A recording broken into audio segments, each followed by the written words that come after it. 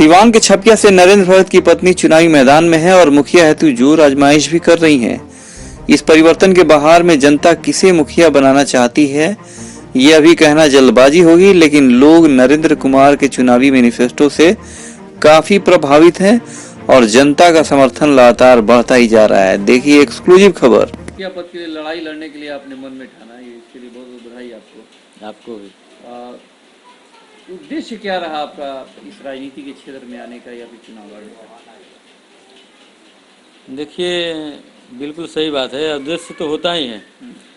मैं सबसे पहले पंचायत चुनाव लड़ने का मेरा मतलब माइंड कब सेट हुआ, मैं एक अपने बिहार के ही एक सीतामढ़ी के एक मुखिया है रितु जायसवाल, मैं उसको उनको हमेशा फॉलो करते हैं फेसबुक पे और चैटिंग भी मतलब होती है। तो मेरे मन में आया कि ये हमारे यहाँ के एक मुखिया हैं, इनको आज तक मतलब किसी वीडियो से भी कोई रिवार्ड नहीं मिला है और उस मुखिया को राष्ट्रपति से रिवार्ड मिला है। कारण क्या है? और हमेशा सामाजिक कार्य के लिए आदमी मतलब आगे रहता है विद्यार्थी जीवन से। एक दिन हुआ क्या कि मैं अपना गाड़ी उठाया यहाँ से और 3 गो दोस्त को लिए और सीधे मैं सीतामढ़ी 3 बजे भोर से निकले और सीतामढ़ी गए। अब वहाँ गए तो मैं उनके पंचायत को सर्वे किया। पंचायत सर्वे करने के बाद मैं वहाँ उनके घर गए तो पता ये चला कि वहाँ पे जिस मतलब जाति से वो आती हैं उनका मात्र 40 वोट था पूरे पंचायत में। और वहाँ से वो चुनाव जीती थी लगभग 1800 वोट से। तो और उनके काम को जब मैंने देखा डीपली, मतलब पहले देख कर तब मैं उनके घर गया, उनसे मिला। उनके घर में देखे कि म्यूजियम है रिवार्ड का, एकदम लाइन लगा हुआ था एकदम।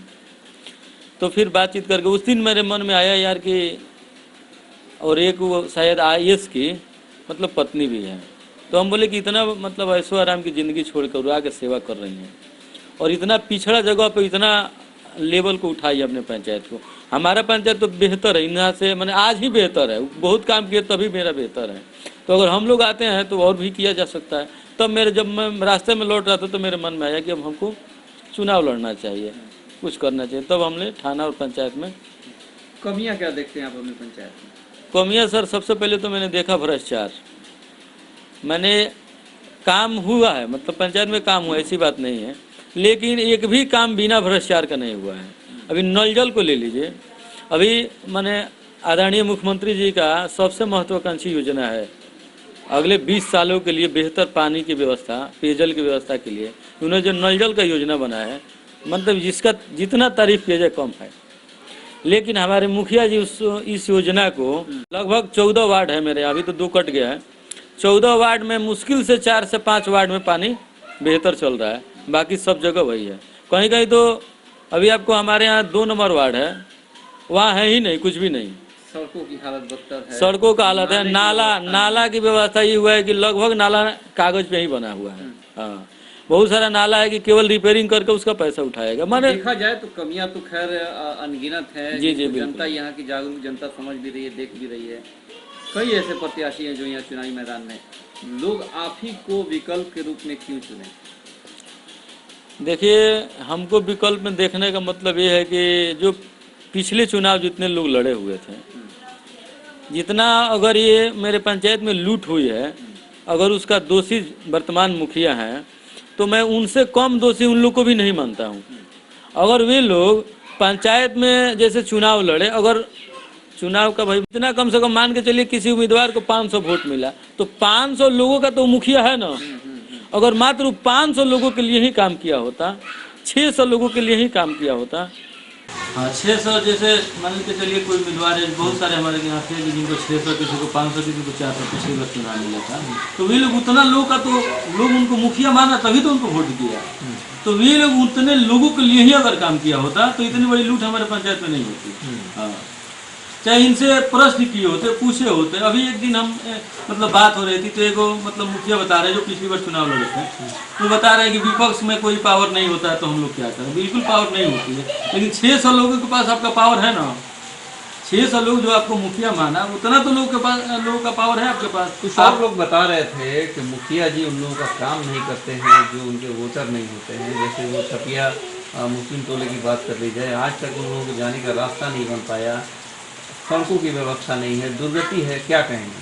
देखिए, ये तो बहुत दुर्भाग्य की बात है कि हमारे पंचायत के अभी जो वर्तमान मुखिया है, ये सब बहुत सारा बात सुनने को मिला। अभी हमारे एक छपिया में डीहा बोला जाता है, डीहा बोला जाता है, वहाँ के लोग, एक दिन हम लोग गए थे तो बता रहे थे कि जब भी हम लोग काम के लिए जाते हैं तो बोलते हैं कि वहाँ के लोग वोट नहीं दिए हैं।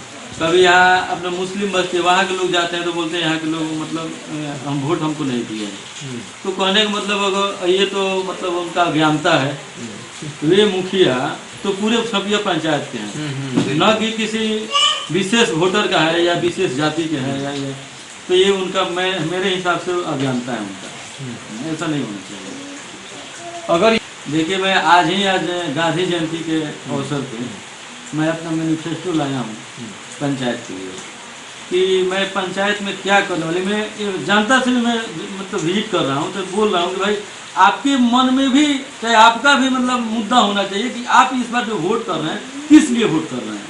और मैं जितने 11 प्रत्याशी मैं सब लोग से हाथ जोड़ कर विनती कर रहा हूँ, आप लोग भी अपना मतलब मैनिफेस्टो लाइए कि आप चुनाव में किस लिए रहे हैं। तो इससे क्या होगा कि मतलब दोनों लोग जब कॉम्बिनेशन बन के रहेगा कि हाँ हमको चाहिए और आप देने वाले हैं तो बेहतर काम होगा।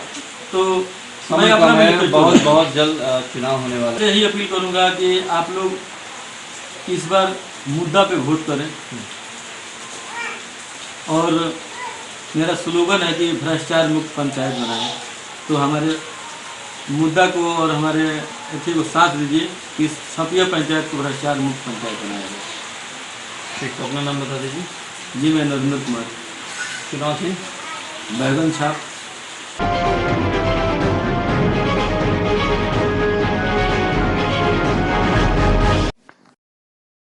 YouTube ऐप पर